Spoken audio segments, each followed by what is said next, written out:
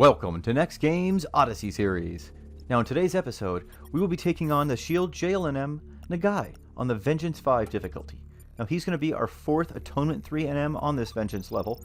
Let's go ahead and see what's involved. First, the only way to do meaningful damage to Ngai is through the use of blunt or hand-to-hand damage, so make sure you plan accordingly when it comes to your job selection. He will also use water-based attacks, so Barwadra and Water Carol will serve you well in this fight. Ngai also has a large number of conal and AoE based attacks, so your mages will be busy keeping everyone within AoE range alive. Now the main abilities that you're going to want to watch out for during this fight are Prolific Puncture, which is a single target severe damage ability and will reset enmity on the player it's used on. Now this can easily one-shot players, especially the monk, so the use of Scherzo from your bard is definitely recommended during this fight. Now Marine Mayhem is an AoE ability that will do severe damage to anyone further than 5 feet away, but closer than 20 feet away. Therefore you want to make sure all of your mages are at max casting distance, and that all of your melee are within that 5-foot distance. Now the third and final ability that we'll bring attention to is Karcherian Verve, and it's going to boost Nagai's attack and magic attack boost, but the most important thing here is it's going to open the aura window and allow the fetters to begin to spawn. Now to stop those fetters from spawning, you will need to perform multiple weapon skills in a brief period of time. So when that aura window is open, I actually just recommend that all of your melees that are within range try and weapon skill at the exact same time, and that will drop that aura window. Now in regards to the battle example that you're seeing here, this was our first time attempting this one in a party setup, and we learned a lot for our Vengeance 10 run that will be coming up next. We went in with the setup of a Rune Fencer, Monk, Red Mage, Bard, Corsair, and White Mage. Now the intention was for the Rune Fencer to tank the majority of the fight, while Cerveraz got in damage with his fist, and I actually got in a smaller amount of damage using Black Halo. This would also give us 3 melees within range so that we could do 3 weapon skills in short succession if we happen to get a second fetter spawn window. Now the strategy that we attempted did work, but we found it is largely unnecessary for that Red Mage to be in there, and it carries more risk in doing so.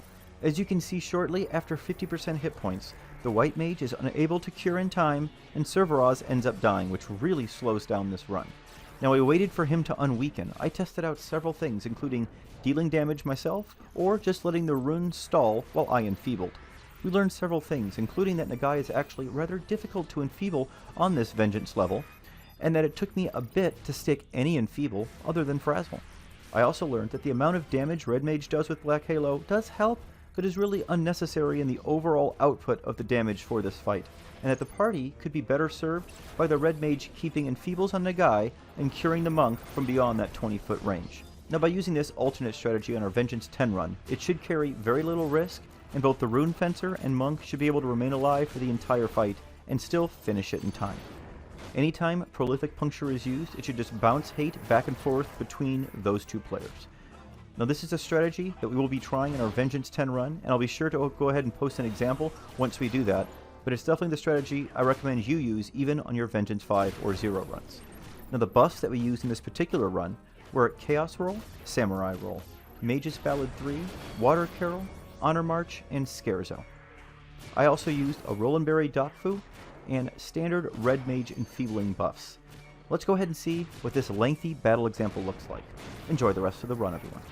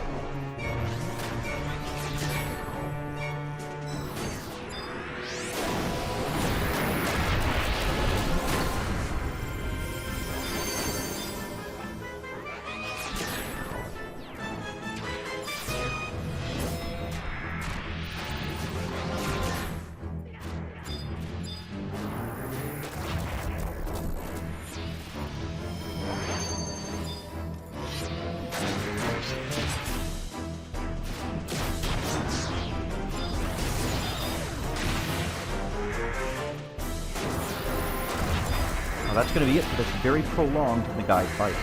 We should be able to take him out in about half this time, I figure, on the Vengeance 10 difficulty with the new alternative strategy that I recommended. If this is your first visit to my channel and you enjoyed the content, please be sure to click the subscribe button under the video and the bell icon next to it to be notified when my future videos are released. That's going to be it. Thanks so much for watching, everyone. Stay safe and stay healthy out there.